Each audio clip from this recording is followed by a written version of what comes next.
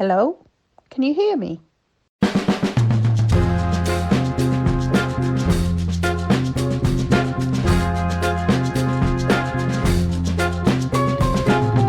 and welcome to a very special episode of Can You Hear Me? With panellists from the Voluntary and Community Sector Group of the West Yorkshire and Harrogate Health and Care Partnership's independent review into the impact of COVID-19 on health inequalities and the support needed for Black, Asian and minority ethnic communities and staff. The conversation was hosted by Group Chair Alison Lowe, CEO for Touchstone in Leeds, who is joined by VCS leaders from across West Yorkshire and Harrogate, Corrina Lawrence from Feel Good Factor, Humayun Islam from BEAP Community Partnership, Heather Nelson from Black Health Initiative, Kaneez Khan from Neighbours, and Syed Ahmed from the Pakistan and Kashmir Welfare Association.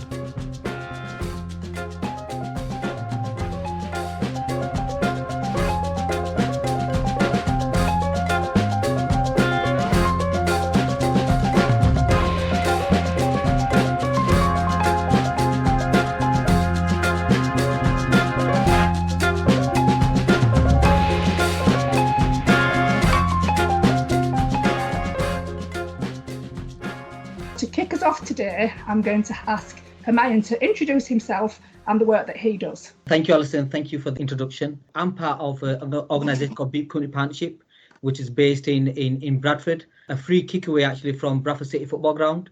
We've done a number of projects actually. I'll mention two then. Really, we've had two projects that had a significant impact really on the community we serve, which is predominantly the Bangladeshi community and the Pakistani community. So we provided a telephone helpline support.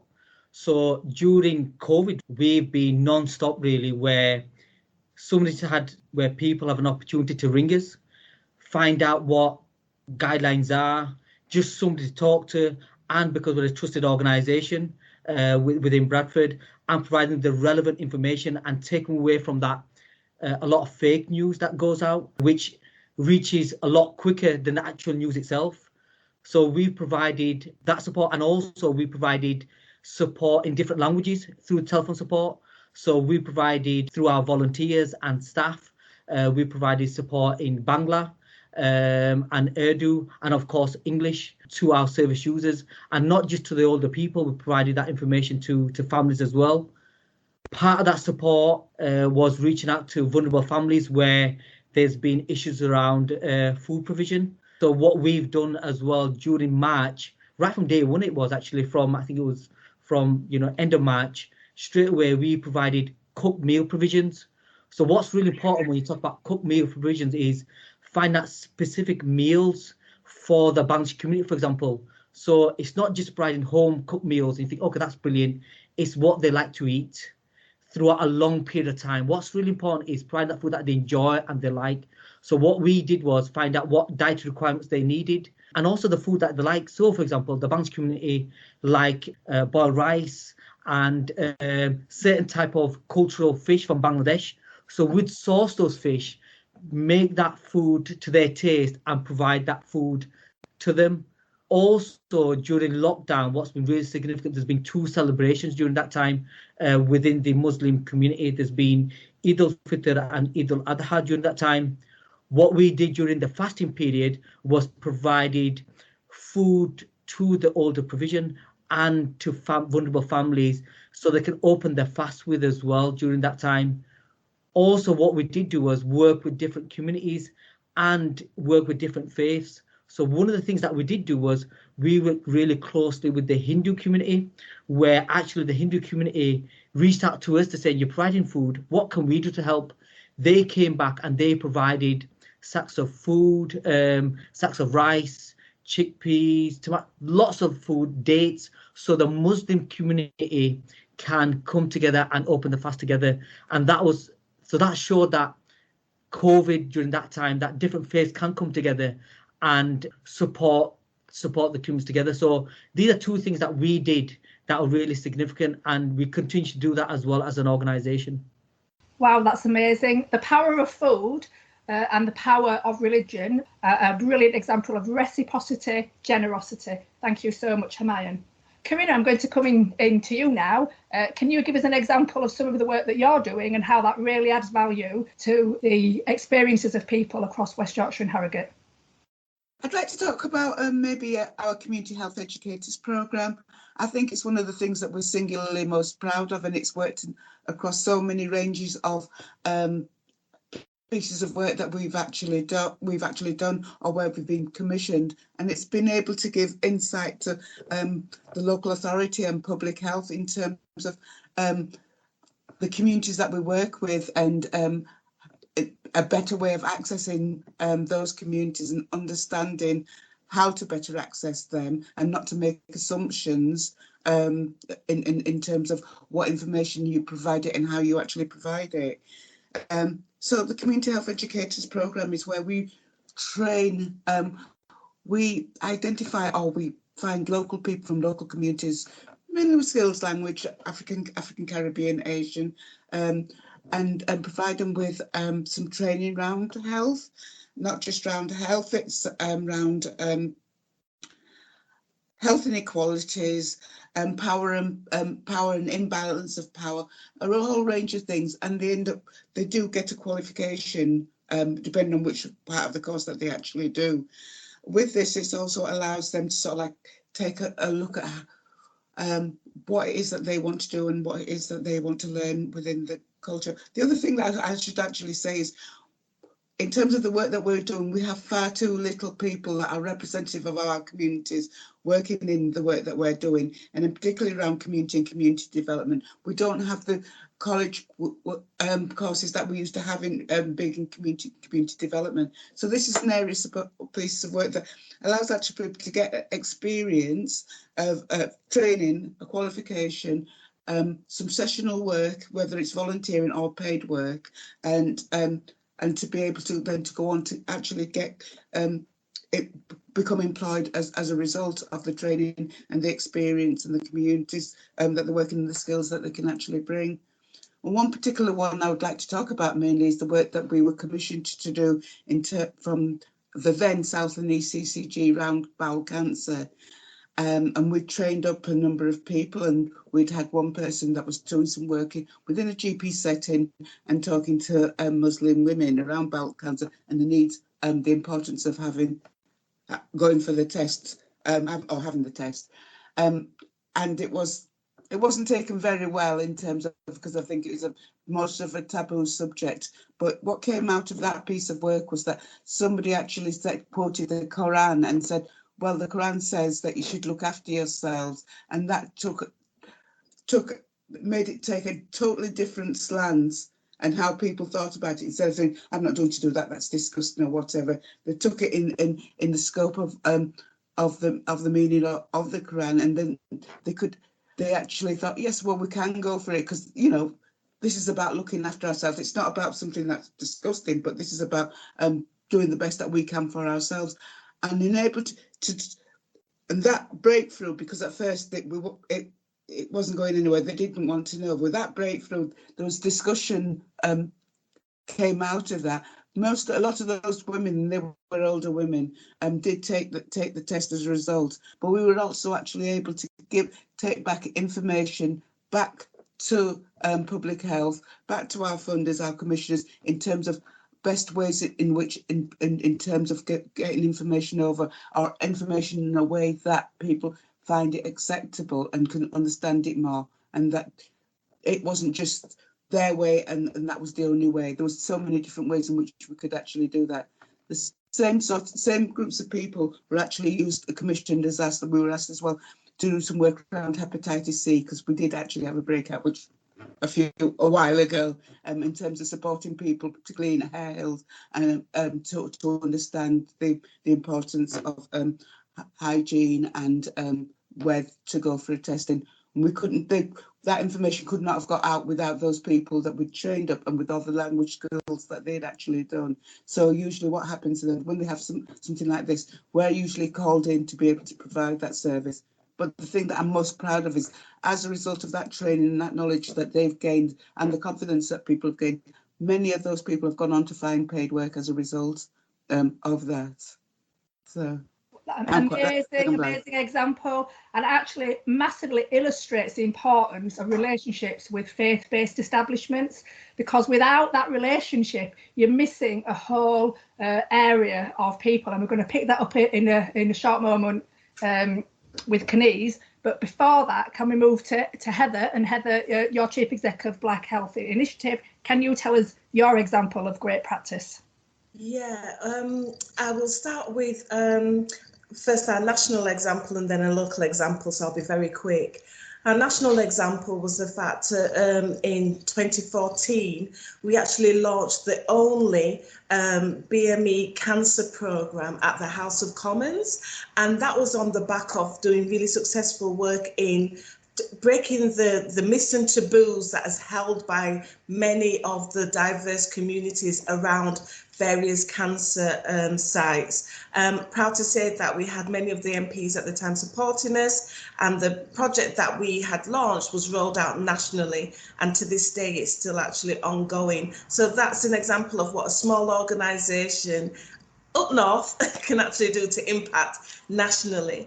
The other thing that I wanted to highlight as well was the incidents that we've been having regarding knife and violent crime, and BHI has been very proactive in looking at that and looking at the reasons why we have it, rather than looking at the incidents after those horrific kind of incidents. And we've been working with the young people regionally in a way that they want to work. So it was looking at, what was driving them to it. Is it lack of youth work? Was it lack of accessibility to further education, employment, etc., and helping them through our music programme to actually express themselves in a way that others could listen, and from that move forward into providing other services that they were interested in carrying forward. That work was recognised by the Home Office. We took it down and down to the Houses of Parliament, described it, and they are looking at how the Leeds Lives Not Knives can be replicated, and I believe it has been replicated in different cities. And it brought out a number of things in regards to mental ill health, the young men who are feeling that they're excluded and wanting to be included in things. And then finally, the example I wanted to give is during COVID. And the fact that I believe most of the third sector have galvanised and actually gone out and done really positive things and reach the communities that statutory bodies would not have been able to reach. Now, BHI, for one, had to close their luncheon clubs, but from going from 30 meals over 2 days, we are now making just short 170 meals over those 2 days. And although people were having emergency food packages delivered to them, there were many of the elders who were not able to make their own foods because they were living with dementia, had frailty, etc. So we've been delivering to them, had a wealth of volunteers from the diverse communities actually wanting to do something and to support.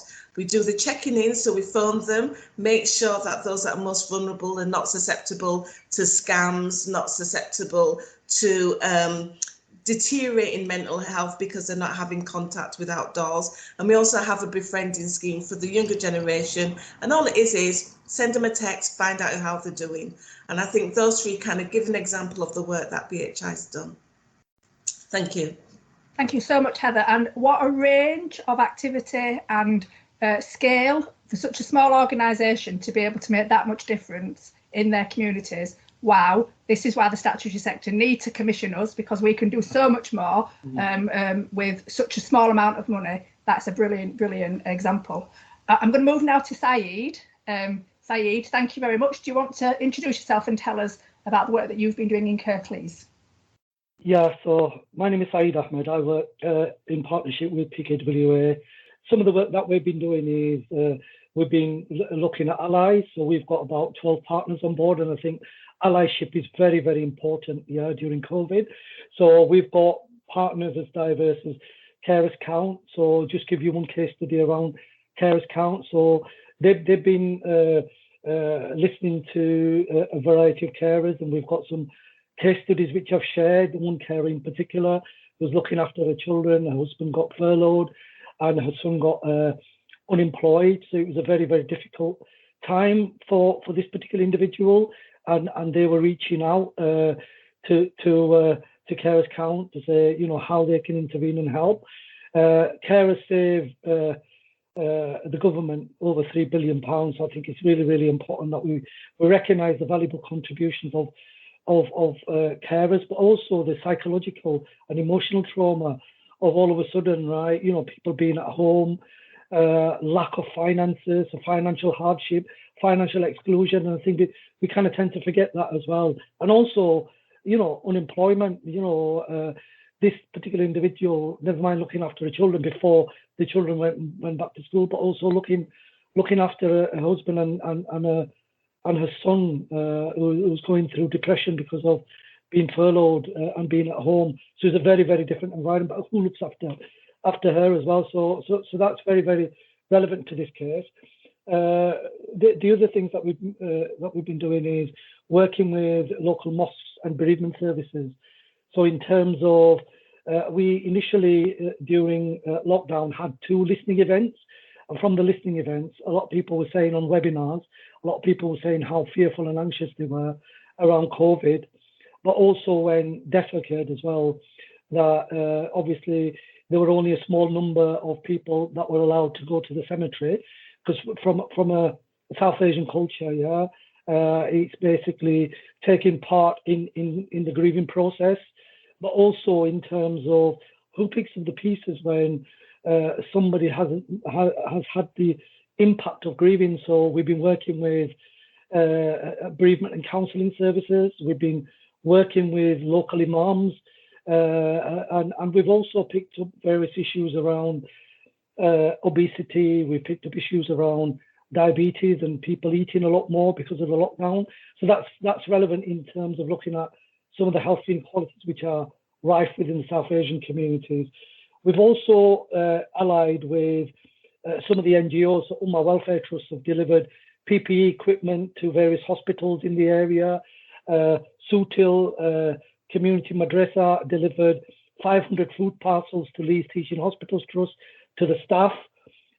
One Nation, who's an NGO, delivered food to staff at Mid Yorkshire Partnerships Trust.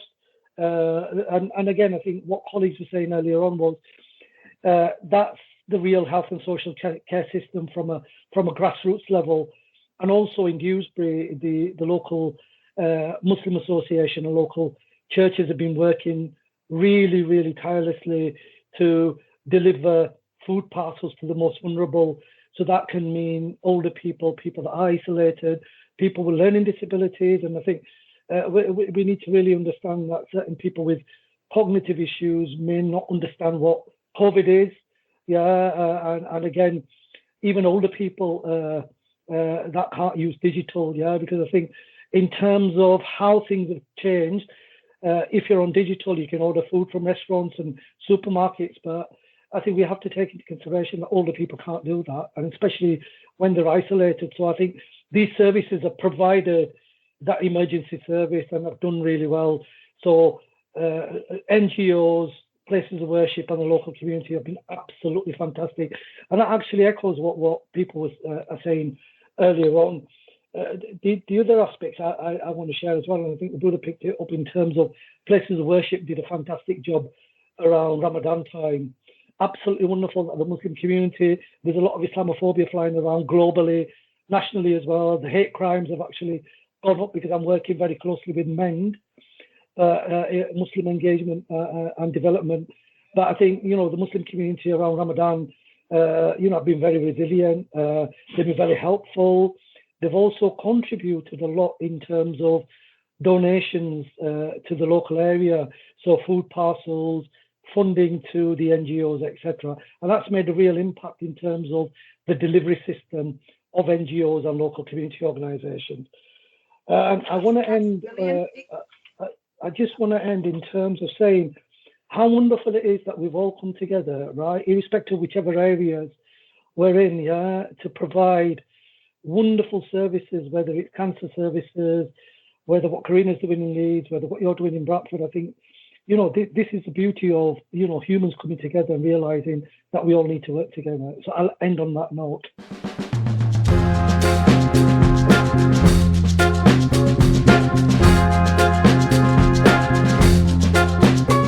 You're listening to Can You Hear Me? The West Yorkshire and Harrogate Health and Care Partnership BEAM Network podcast.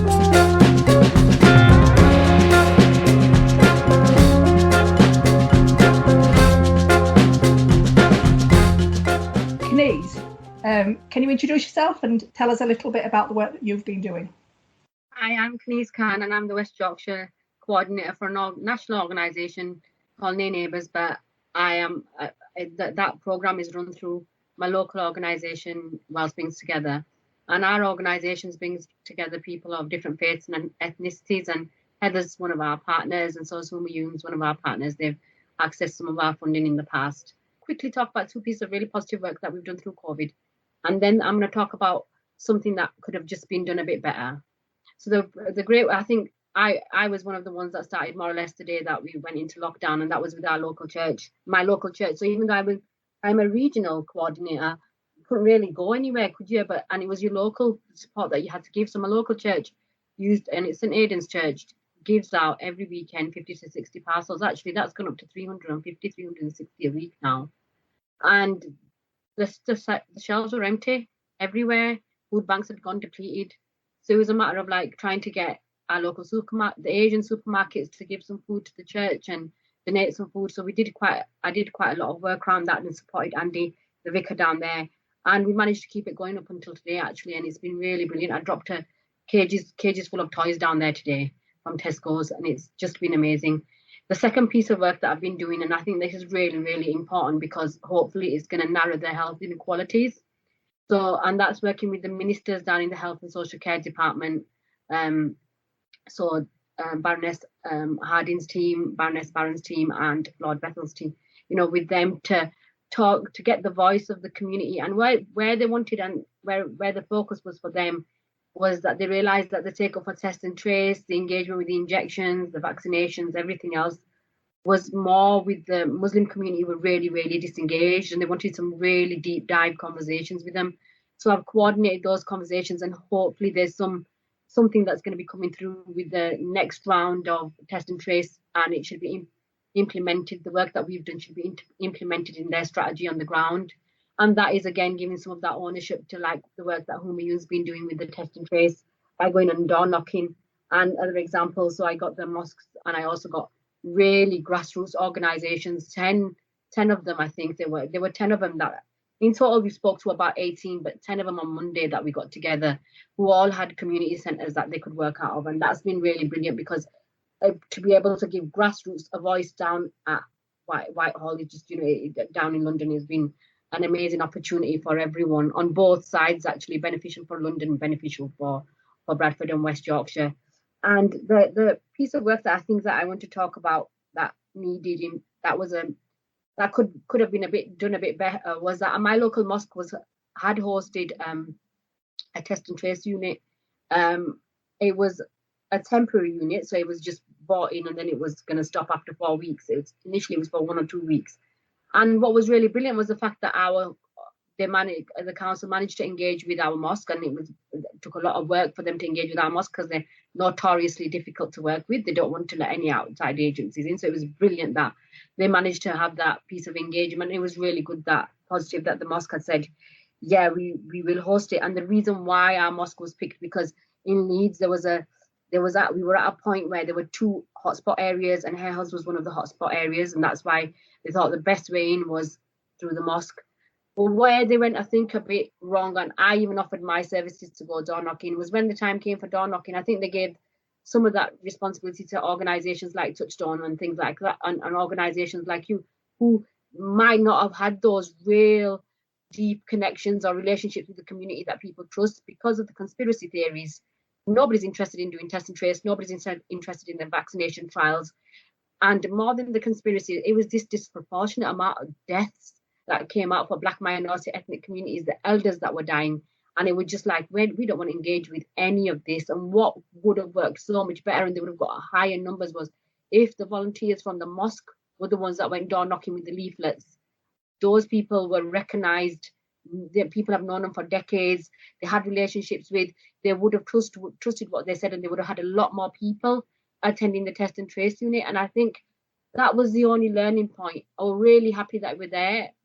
we weren't allowed to like film or put it on the news, and that would have been another really positive example if we managed to get it on Look North requested, and it was too late by the time that they said, yeah, it was 2 days before it was going to close, so they didn't manage to arrange it in time. So the fact that the mosque was doing something in such an Islamophobic environment right now, and why I'm saying it's in such an Islamophobic environment, how Muslims feel at the moment, is because of what happened with the lockdown just before Eid. 2.5 hours before Eid, Bradford went into lockdown.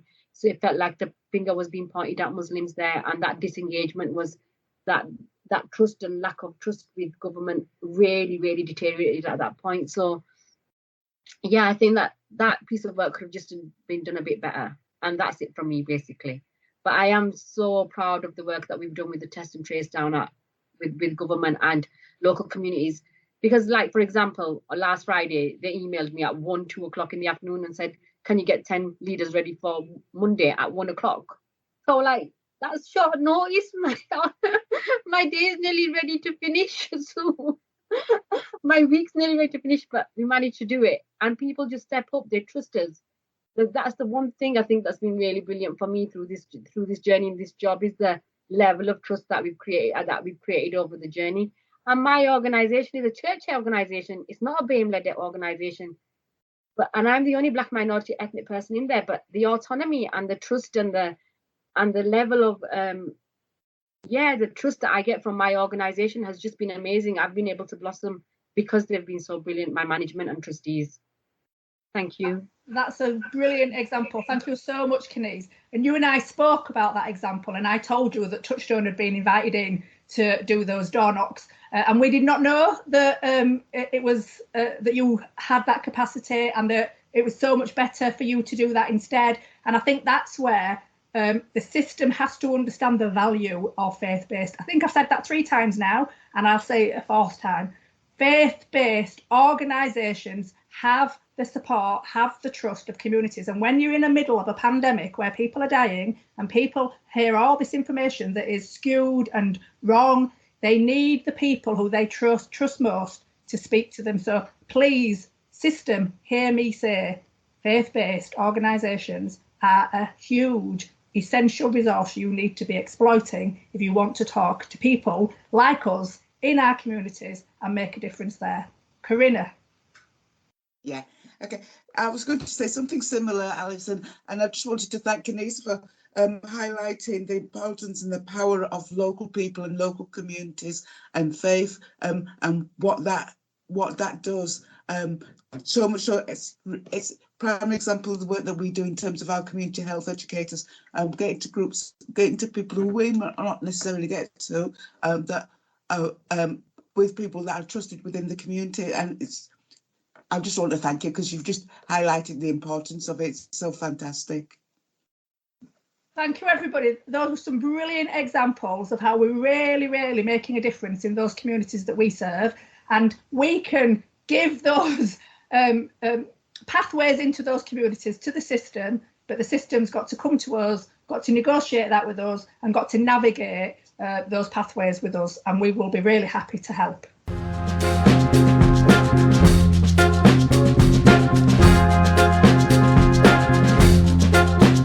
You're listening to Can You Hear Me? A podcast from the West Yorkshire and Harrogate Health and Care Partnership BEAM Network.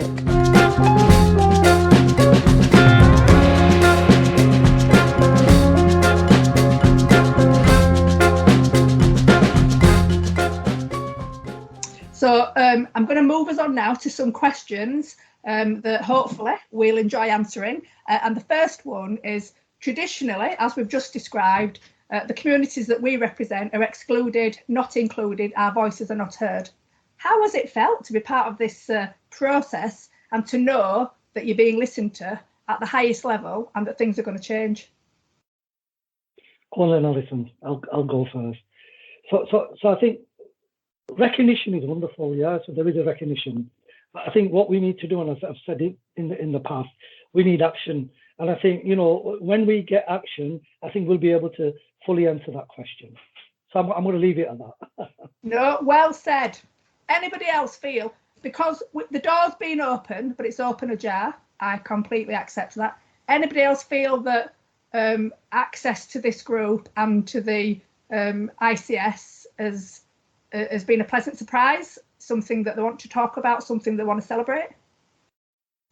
Yes, Heather. I think it's interesting that the doors are now opened. And I think I've been around for such a long time that I'm a bit jaded because doors have been opened and nothing's actually changed. So I'm giving it a final go. Pleased that I'm involved in it and hoping that it will actually make change, not just operationally, but strategically. And I hope that it's embedded as well, because what I'm finding is that even if you make a change, that change is not embedded and it disappears with either the person who is heading up that particular department or organisation, or, there's no organisation or business memory. And what I would like is for whatever work we are doing to be embedded so that it will have longevity. Absolutely. Anyone else want to come in? Yeah, I was just going to say that as VCSEs, I think we've always been vocal, and I think we've been good at being vocal as well. But unfortunately, we've not been heard enough. And hopefully this time there is going to be action. And I think it's really important that we collectively continue to do it. And I've said previously before that we've spoken, we've said this, but I think we're getting more closer now. I don't know if we're going to get the actions that we want, but maybe it's still going to be a few years down the line before we get those real actions that we want. So I think Pam and I have really learned from each other, haven't we? So when somebody's questioning us or doing research with us, we're like, we can't see a face we recognise or that we can relate to. So we're starting to be, I feel as if we've really grown together.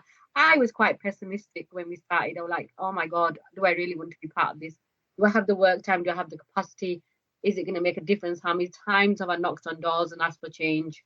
And I have been quite pleased, actually really pleased with the journey that we've been on. I think the relationships that we've all built up together, even though it's been online, has been really, really a privilege to have met you all and get to know you so much better. But more than anything else, if this is the driver for narrowing that gap with the health inequalities, and we were at the start of it, then honestly, it is a big privilege to have been part of this journey. And then to be able to say, do you know what, I was part of that, and this is what happened as a result of it. But I think it is this thing of our relationships together. I feel as if I've grown and developed while we've been on this journey together, and it's been brilliant. Brilliant. Thank you so much, Kaneez. And we all share your view of this wonderful group and how we've all come together through this process.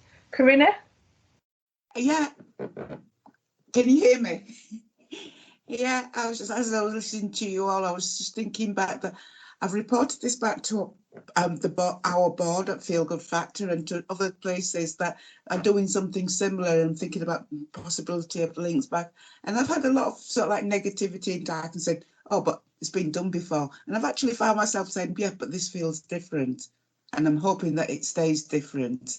And the proof is in the pudding, I suppose, but I'm here. I'm hoping for change. I'm trying to be as optimistic because, I mean, I've been around us just as long as Heather, and we could have been called the terrible twins with our rants in the days. But I'm taking a positive slant and I'm hoping it carries forward. And I'm positive to everybody and anybody I can about this. That's fantastic. If it was different, if that miracle happened and we were part of that miracle happening, what would be different in 3 or 5 years' time in the communities that we all serve? What do we think we would see or notice that was different? Who wants to answer that one? Well, longer life, number one, but another thing maybe, and I think I feel as if whilst I've been in this job over the last 3 years, is that confidence and assertiveness and to be able to believe in yourselves. Whereas when you're knocking on a door and that door doesn't want to open, or you're sitting around a table and it's a really hostile environment, you can get really upset and really emotionally damaged by some of those experiences.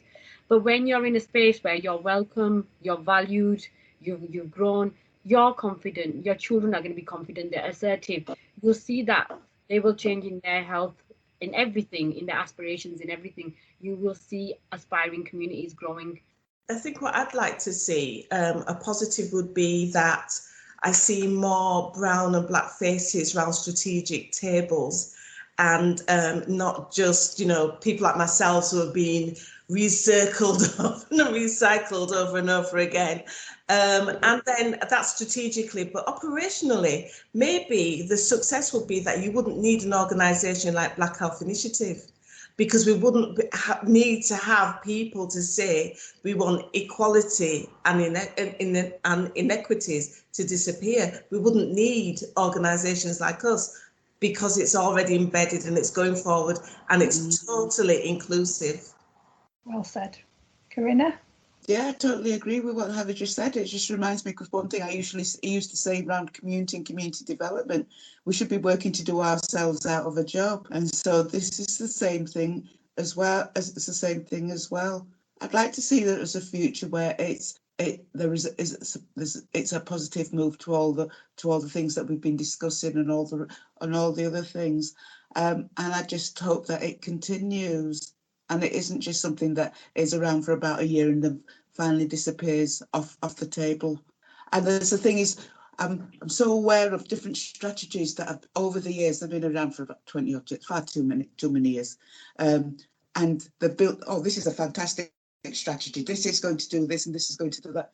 It's been written, there's been a launch, and it's ended up on a shelf and gathered dust. And I'd like to see this being a working document and a tick box thing to say, we said in 10 years' time, this and this would be done, and it's been done, so that we can hold people accountable. So I'd like to see something like that as a way of saying, yes, we do mean what we're saying, and we are moving things. You said you wanted this, and this is what we've done, and that we can actually see it, and it's not just lip service. That would be good for me. It'd be good for all of us, I think. And I think one of the reasons we've asked to meet Professor Dame Donna Kinnair, who's chairing the BEAM ICS review panel, is so that we can ask her, how do we hold you to account and how do we hold the system to account? Because for us, this has been a great experience, but when you go, what do we have? How do we make sure that the promises that get made today are delivered? And hopefully we will get her in our gang, and she will be part of holding West Yorkshire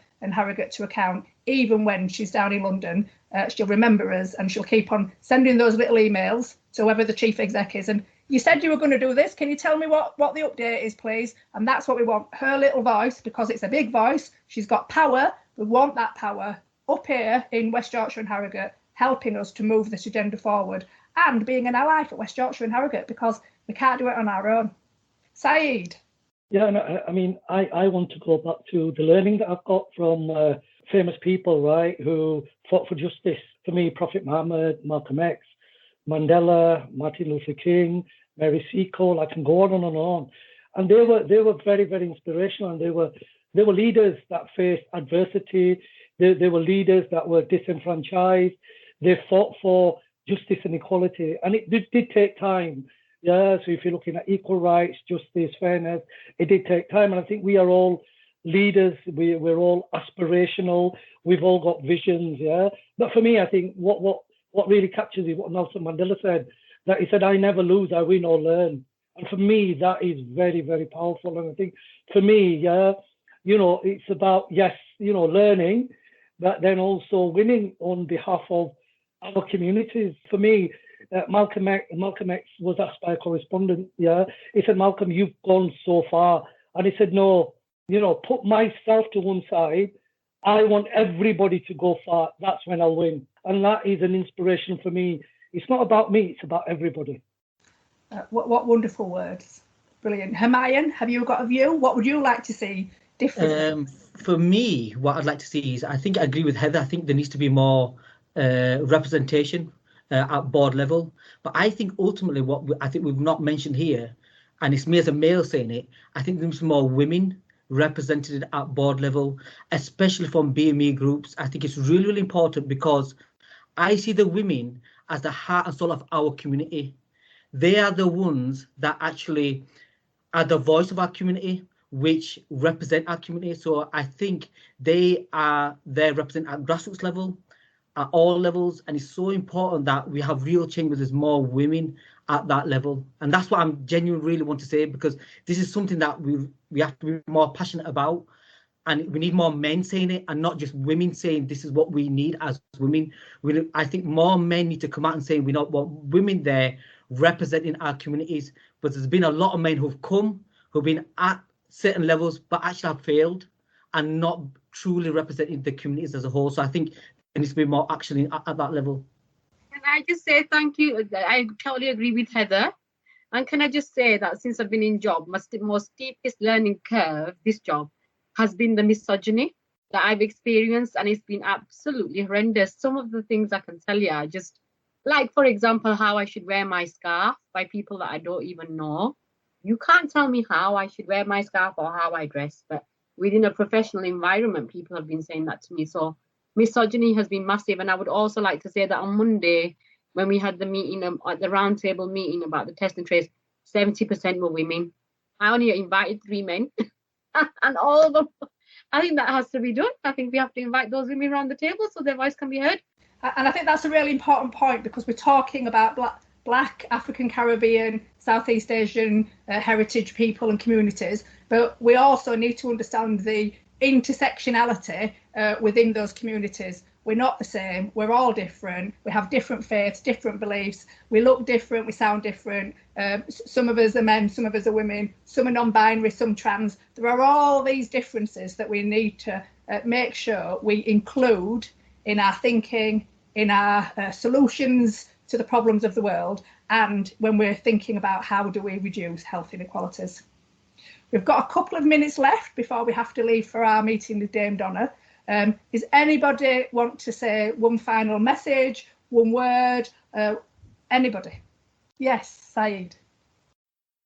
Yeah, thank you, Humayun. I think that was really good in terms of inclusion, but I think we need to kind of broaden that. So recently I've been working with NHS England and the Race Equality Unit, to look at the importance of lived experience from a learning disabilities perspective. So I think we need to look at people with lived experience as well, because far too many times I think, we are put in a position, and I think what we need to do is bring us all together. So we need to have that 360-degree view. And I fully agree.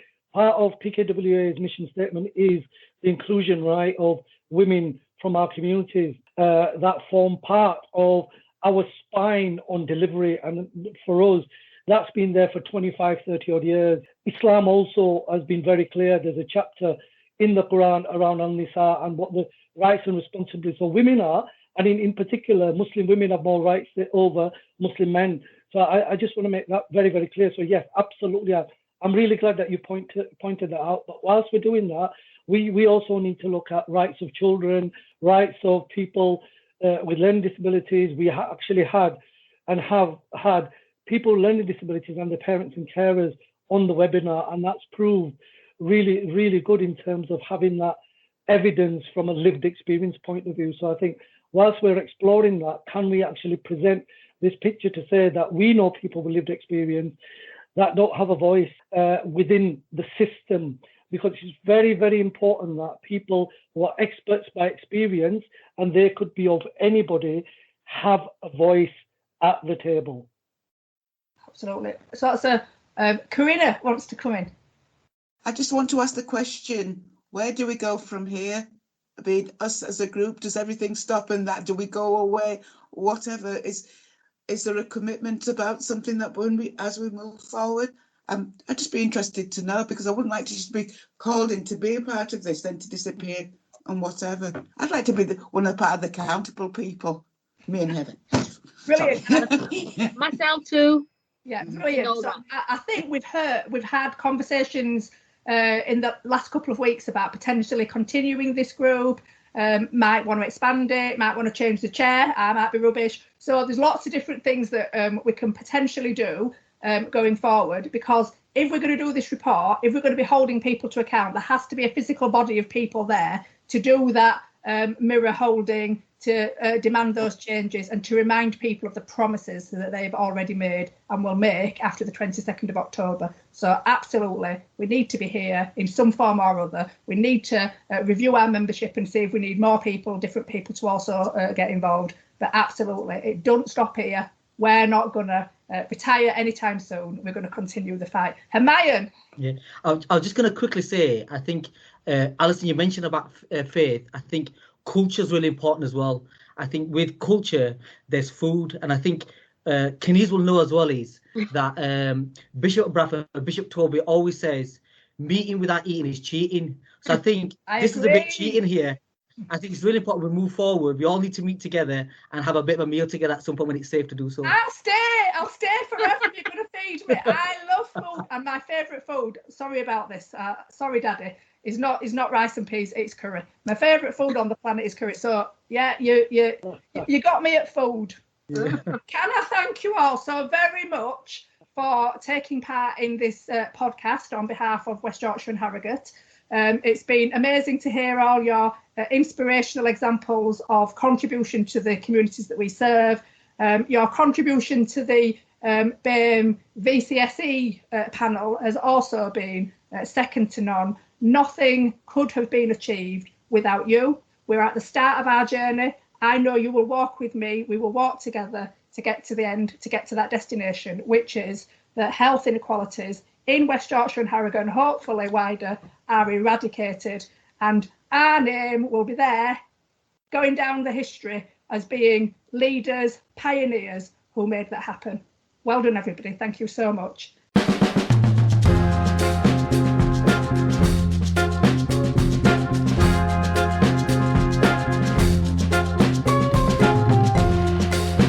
Can you hear me now?